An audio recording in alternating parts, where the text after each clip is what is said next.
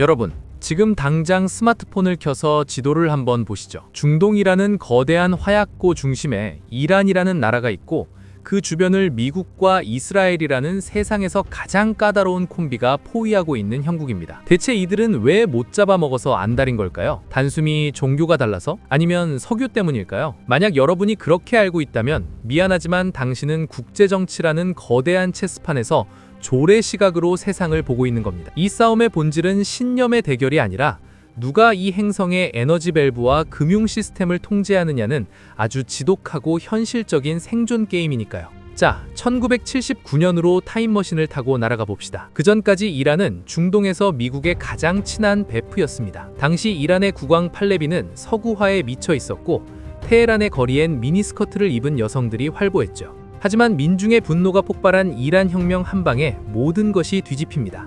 친미 정권이 무너지고 미국을 대악마, 더 그레이트 세이턴이라고 부르는 신권 정치 체제가 들어선 겁니다. 이때부터 비극은 시작되었습니다. 미국 입장에선 중동의 핵심 파트너를 잃은 것도 모자라 자신의 턱 밑에 칼을 겨누는 적을 키우게 된 셈이니까요. 그런데 여기서 궁금한 점이 생기죠? 아니, 이란이 미국이랑 싸우는 건 알겠는데 왜 중간에 이스라엘이 끼어드는 거야? 답은 간단합니다. 이스라엘에게 이란은 단순히 기분 나쁜 이웃이 아니라 존재 자체를 지워버리겠다고 공언하는 실존적 위협이기 때문입니다. 이란은 말합니다. 이스라엘은 지도에서 사라져야 할 암세포다. 이스라엘은 답하죠. 네가 핵을 가지는 날, 그날이 바로 네 재산날이다. 이 살벌한 티키타카 사이에서 미국은 이스라엘이라는 중동 전진기지를 지켜야만 합니다. 왜냐고요? 이스라엘이 무너지면 미국의 중동 패권도 달러 패권도 도미노처럼 무너질 게 뻔하거든요. 결국 이 싸움은 이란이라는 혁명의 수출국과 미국, 이스라엘이라는 현상 유지 세력 사이의 거대한 충돌입니다. 누군가는 이란을 두고 테러 지원국이라 비난하고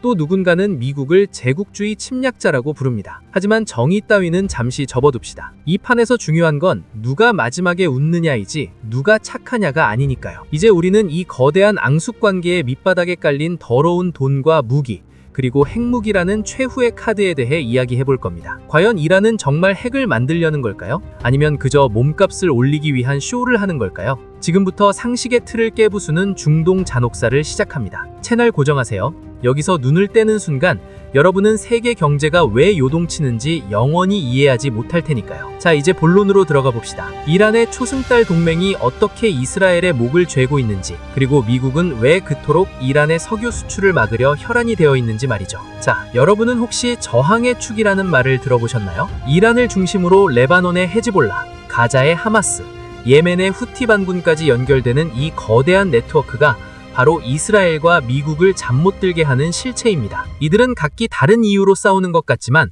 결국 명령은 단 한 곳, 테헤란에서 내려옵니다. 이것이 바로 현대판 대리전의 정수죠. 이란은 직접 피를 흘리지 않으면서도 대리인들을 통해 미국의 심기를 건드리고 이스라엘의 안보를 흔듭니다. 이 영리하고도 잔인한 전략 덕분에 중동은 단 하루도 조용할 날이 없는 겁니다. 자, 여기까지가 서막입니다. 이제 더 깊은 곳, 이들의 진짜 속사정을 파헤쳐 보겠습니다. 자, 이제 겉핥기는 끝났습니다. 진짜 무서운 건 이란이 단순히 말로만 싸우는 게 아니라는 사실이죠. 여러분, 지정학적 포위망이라는 말을 아십니까? 이란은 자신들을 압박하는 미국과 이스라엘에 맞서 일종의 방어용 울타리를 쳤는데 그게 바로 앞서 언급한 저항의 축입니다. 이라크, 시리아, 레바논을 잇는 이른바 시아파 초승달 지대죠. 이게 왜 무섭냐고요? 이스라엘 입장에서는 사방이 이란의 대리인들로 둘러싸인 셈입니다. 북쪽에서는 헤즈볼라가 미사일을 만지작거리고 남쪽 가자 지구에서는 하마스가 터널을 파고 저 멀리 예멘에서는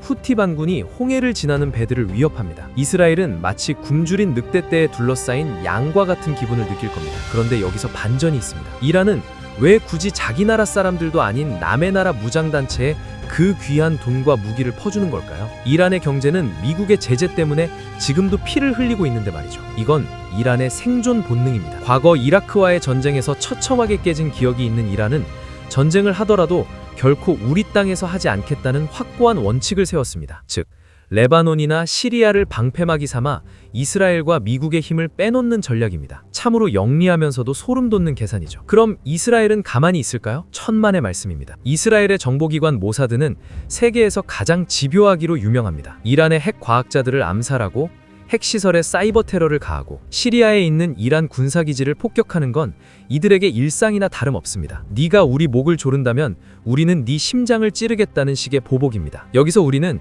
미국이라는 거대한 심판관의 속내를 들여다봐야 합니다. 미국은 왜 이란을 이토록 싫어할까요? 민주주의 때문일까요? 아니요. 더 차가운 이유가 있습니다. 바로 페트로달러 시스템의 수호입니다. 만약 이란이 핵을 가지고 중동의 맹주가 되어 사우디아라비아 같은 친미 국가들을 위협한다면 전 세계 석유의 흐름이 미국의 통제를 벗어나게 됩니다. 석유 결제를 달러가 아닌 다른 통화로 하겠다는 목소리가 커지는 순간 미국 경제의 근간이 흔들리는 거죠. 미국에게 이란은 단순히 나쁜 놈이 아니라 내 지갑을 위협하는 강도인 셈입니다. 하지만 이 싸움이 정말 골치 아픈 이유는 이란이 가진 최후의 비수 때문입니다. 바로 호르무즈 해협이죠. 전 세계 해상 석유 수송량의 20%가 통과하는 이 좁은 길목을 이란이 봉쇄하겠다고 협박하는 순간 여러분의 집 앞 주유소 기름값이 2배, 3배로 뜁니다. 생각해보세요. 삼성전자 반도체가 안 나오고 애플 아이폰이 멈추는 게 아닙니다. 전 세계의 에너지 자체가 멈추는 겁니다. 미국이 이란을 완전히 멸망시키지 못하고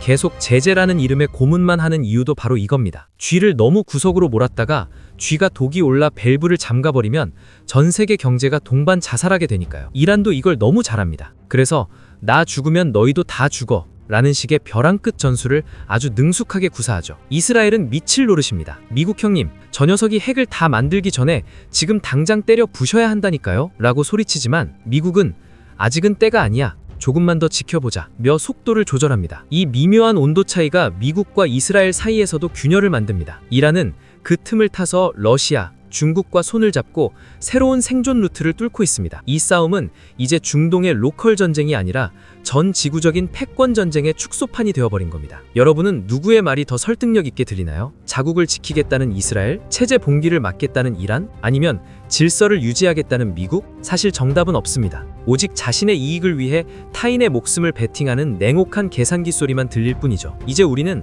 가장 핵심적인 질문으로 들어갑니다. 이 팽팽한 대치가 결국 3차 세계대전으로 번질 가능성은 얼마나 될까요? 그 방아쇠는 누가 당기게 될까요? 지금부터 그 소름 끼치는 미래 예측을 시작합니다. 자, 이제 우리는 가장 끔찍한 질문 앞에 서 있습니다. 이 증오의 연쇄가 결국 통제 불능의 전면전, 즉 3차 세계대전의 시발점이 될 것인가 하는 점이죠. 결론부터 말씀드리자면 세 나라 모두 전면전을 원치 않지만 모두가 전쟁의 문턱까지 치닫는 위험한 치킨 게임을 멈출 생각도 없습니다. 왜냐고요? 여기서 먼저 발을 빼는 순간 각자의 내부 권력이 통째로 흔들리기 때문입니다. 이란의 강경파 신권 정권에게 미국과 이스라엘이라는 외부의 적은 체제를 유지시키는 가장 강력한 접착제입니다. 국민의 불만을 외부로 돌리기에 이보다 더 좋은 먹잇감은 없죠. 이스라엘의 네타냐후 정부 역시 마찬가지입니다. 안보 위기가 고조될수록 강한 지도자 이미지를 구축하며 국내 정치적 위기를 정면 돌파하려 합니다. 결국 무고한 시민들의 일상이 이들의 정치적 도박판에 판돈으로 올라와 있는 셈입니다. 하지만 여기서 우리가 간과해서는 안 될 변수가 하나 더 있습니다. 바로 기술의 진보가 가져온 비대칭 전쟁의 공포입니다. 이제 이란은 수천 킬로미터를 날아가는 탄도미사일과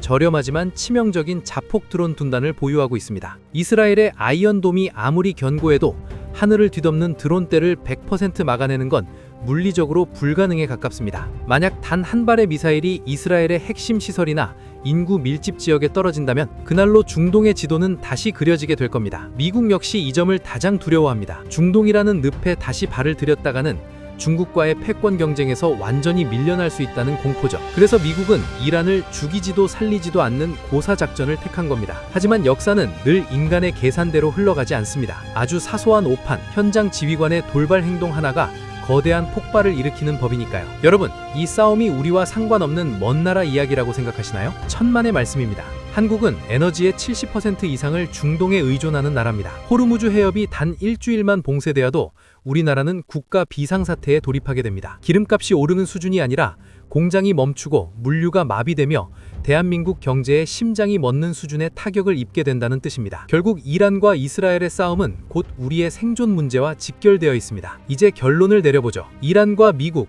이스라엘의 대립은 단순한 종교전쟁도 선악의 대결도 아닙니다. 이것은 무너져가는 낡은 질서와 그 틈을 비집고 나오려는 새로운 세력 사이의 처절한 몸부림입니다. 누군가는 평화를 말하지만 국제 정치 무대에서 평화란 힘의 균형이 완벽하게 맞물려 있을 때만 존재하는 찰나의 정적일 뿐입니다. 그 균형의 추가 어느 한쪽으로 기우는 순간 우리는 우리가 한 번도 경험하지 못한 거대한 폭풍을 마주하게 될 겁니다. 지식은 힘입니다. 오늘 우리가 나눈 이 복잡한 실타래를 이해하는 것만으로도 여러분은 내일 아침 뉴스 헤드라인 너머에 숨겨진 진실을 읽어낼 수 있는 눈을 갖게 된 겁니다. 세상은 아는 만큼 보이고 아는 만큼 대비할 수 있습니다. 자, 오늘 준비한 이야기는 여기까지입니다. 중동의 화약고가 언제 터질지, 아니면 기적처럼 평화의 길을 찾을지 우리는 계속 지켜봐야 합니다. 여러분의 생각은 어떠신가요? 이 끝없는 복수의 고리를 끊을 방법이 정말 존재한다고 믿으시나요? 댓글로 여러분의 날카로운 통찰을 남겨주세요. 영상이 유익했다면 구독과 좋아요, 알림 설정 잊지 마시고요. 저는 다음번에도 세상의 이면을 낱낱이 파헤치는 더 독한 주제로 돌아오겠습니다. 지금까지 생각의 구조공학이었습니다.